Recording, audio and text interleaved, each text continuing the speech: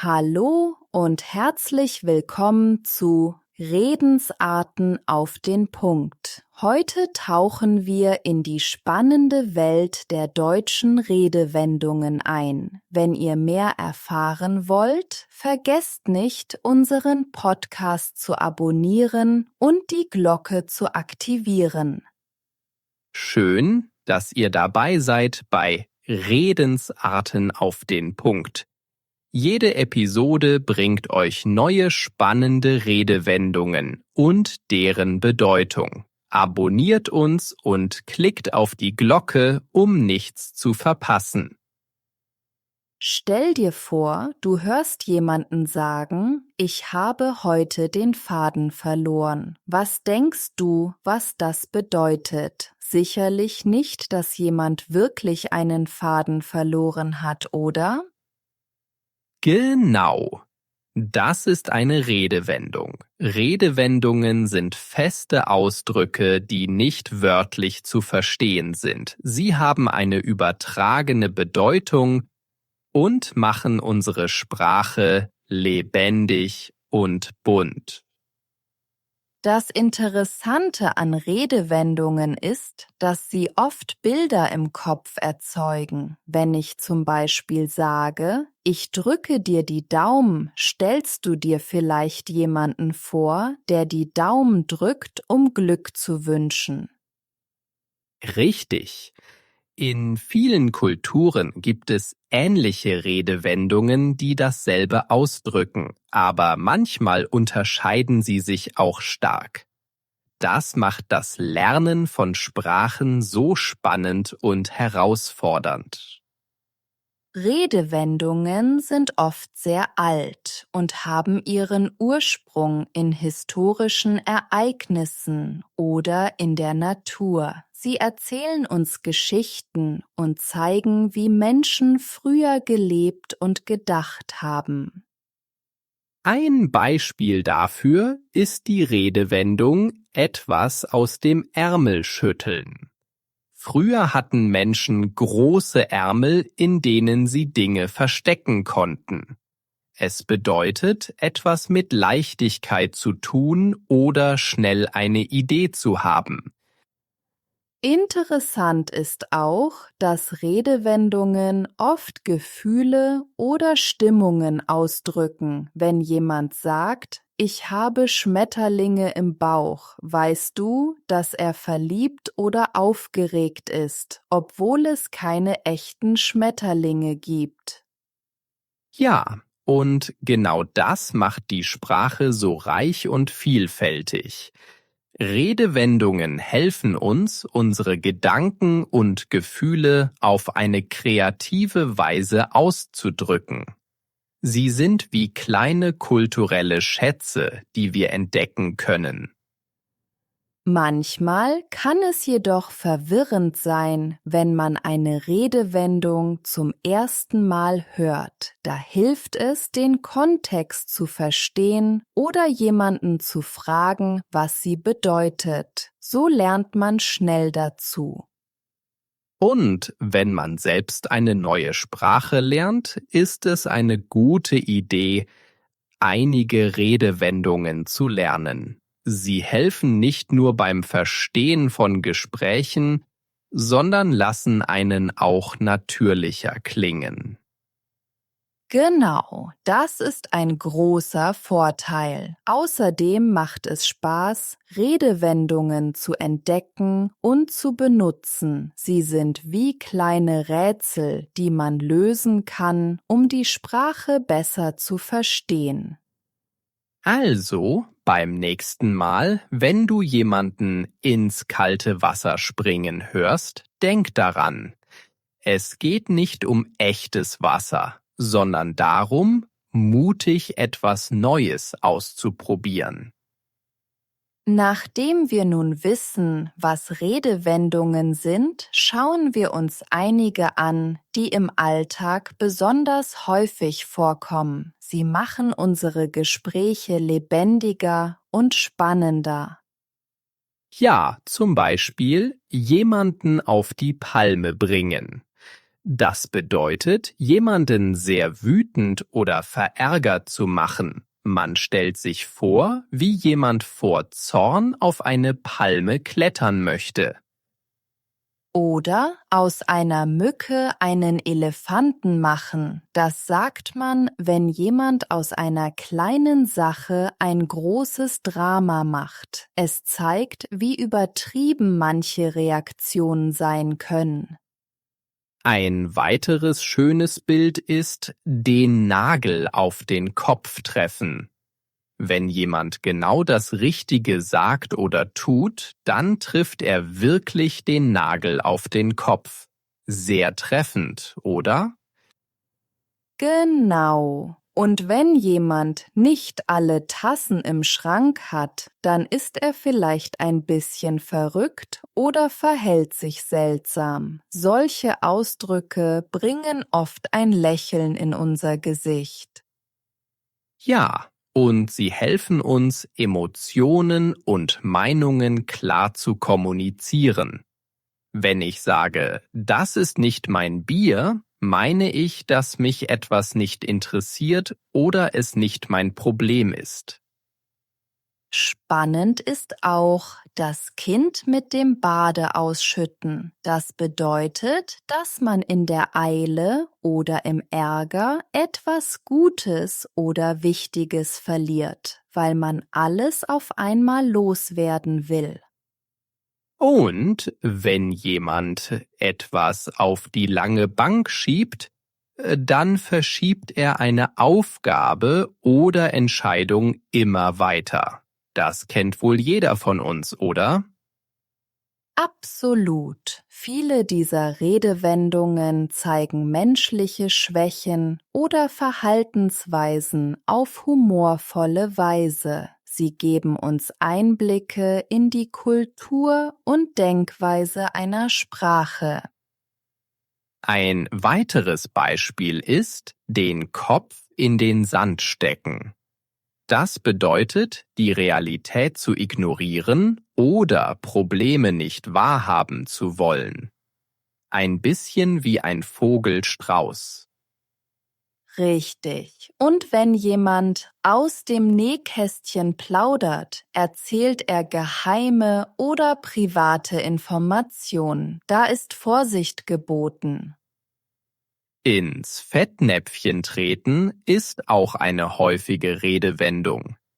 Sie beschreibt, wenn jemand aus Versehen etwas Peinliches sagt oder tut. Da kann man sich leicht blamieren.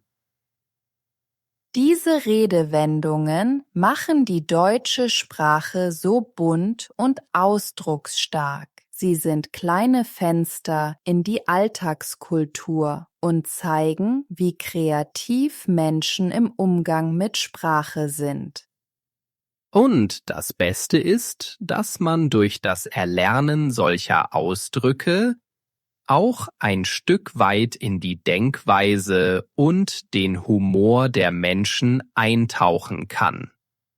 Es ist eine wunderbare Möglichkeit, eine Sprache besser zu verstehen und zu genießen. Welche dieser Redewendungen kanntet ihr schon vorher? Und gibt es eine, die euch besonders gut gefällt oder die ihr vielleicht sogar schon einmal verwendet habt? Nachdem wir die Vielfalt der Redewendungen kennengelernt haben, stellt sich die Frage, wie nutzen wir sie eigentlich im Gespräch? Sie sind nämlich nicht nur dekorativ, sondern auch funktional. Genau. In Gesprächen helfen Redewendungen, Missverständnisse zu vermeiden. Sie sind wie kleine Brücken, die klare Bilder und Emotionen vermitteln.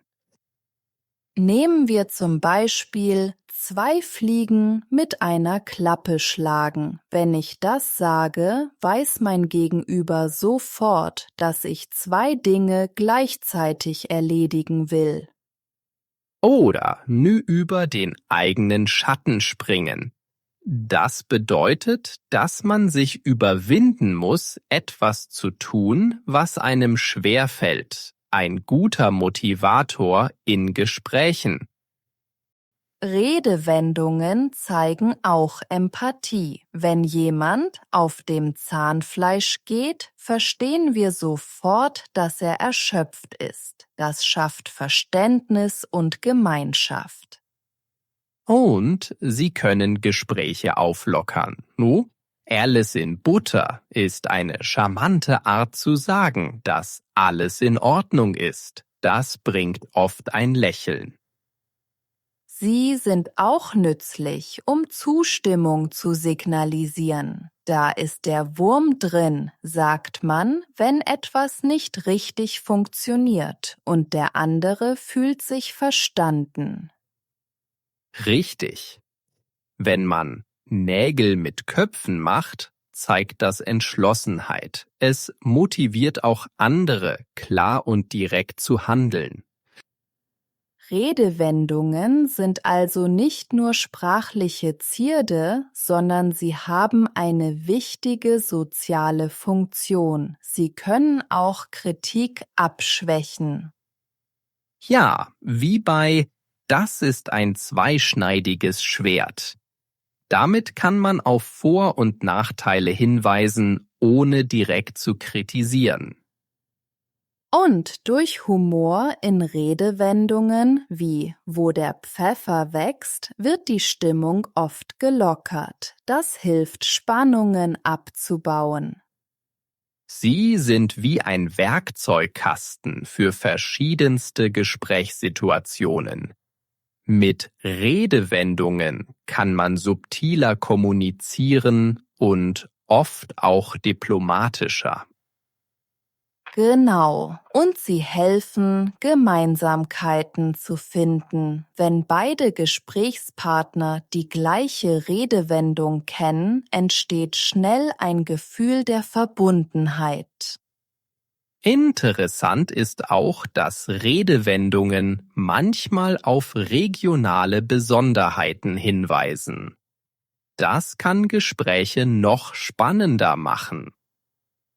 So ist es. Redewendungen sind ein Spiegel der Kultur und eine Einladung, mehr über die Hintergründe zu erfahren. Es lohnt sich, sie zu entdecken und zu nutzen. Sie bereichern nicht nur das Gespräch, sondern auch unser Verständnis für die Sprache und die Menschen, die sie sprechen. Sie sind wirklich ein Schatz. Und das Beste, mit jedem Gespräch, in dem wir sie verwenden, lernen wir dazu. Sie machen uns zu besseren Kommunikatoren und zu aufmerksamen Zuhörern. Abschließend kann man sagen, dass Redewendungen das Salz in der Suppe unserer Gespräche sind. Ohne sie wäre alles nur halb so spannend. Welche Redewendung benutzt ihr am häufigsten in euren Gesprächen? Und was denkt ihr, warum sie so beliebt ist? Nachdem wir die Bedeutung von Redewendungen im Gespräch hervorgehoben haben, sollten wir uns jetzt darauf konzentrieren, typische Fehler zu vermeiden, die in der Kommunikation auftreten können. Genau. Ein häufiger Fehler ist es, Redewendungen falsch zu verwenden. Wenn man zum Beispiel den Kopf in den Sand stecken sagt, sollte man wissen, dass es bedeutet, Probleme zu ignorieren.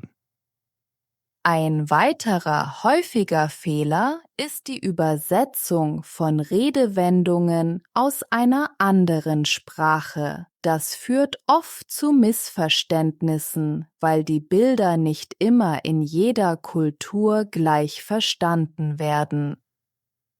Ja, und eine wichtige Sache ist auch, auf den Kontext zu achten. Eine Redewendung kann in einer formellen Situation unangebracht sein. Das geht auf keine Kuhhaut, klingt in einem Geschäftsmeeting vielleicht nicht passend. Man sollte auch vermeiden, Redewendungen zu mischen. Der frühe Vogel fängt den Wurm passt nicht gut mit in den sauren Apfel beißen zusammen. Das verwirrt mehr, als es hilft. Ein weiterer Punkt ist, sich nicht zu sehr auf Redewendungen zu verlassen, um ernsthafte Themen zu besprechen. Manchmal braucht es klare Worte, um Missverständnisse zu vermeiden. Und dann gibt es noch das Problem der Überladung. Wenn man zu viele Redewendungen in einem Satz verwendet, verliert der Satz seine Klarheit und wirkt gekünstelt. Ganz wichtig ist auch, die Reaktion des Gegenübers zu beobachten. Nicht jeder versteht Redewendungen sofort. Manchmal ist es besser, sie zu erklären oder andere Worte zu wählen. Eine gute Idee ist es, sich mit den gebräuchlichsten Redewendungen vertraut zu machen. So kann man sie gezielt einsetzen, ohne ins Fettnäpfchen zu treten. Und man sollte nicht vergessen, dass Redewendungen manchmal veraltet sind. Tomaten auf den Augen haben, kennen jüngere Leute vielleicht nicht mehr so gut. Stimmt, es ist auch ratsam, den kulturellen Hintergrund des Gesprächspartners zu berücksichtigen. Redewendungen können in anderen Regionen ganz andere Bedeutungen haben. Abschließend kann man sagen, dass der bewusste Umgang mit Redewendungen die Kommunikation enorm verbessern kann. Es lohnt sich, aufmerksam zu sein und typische Fehler zu vermeiden.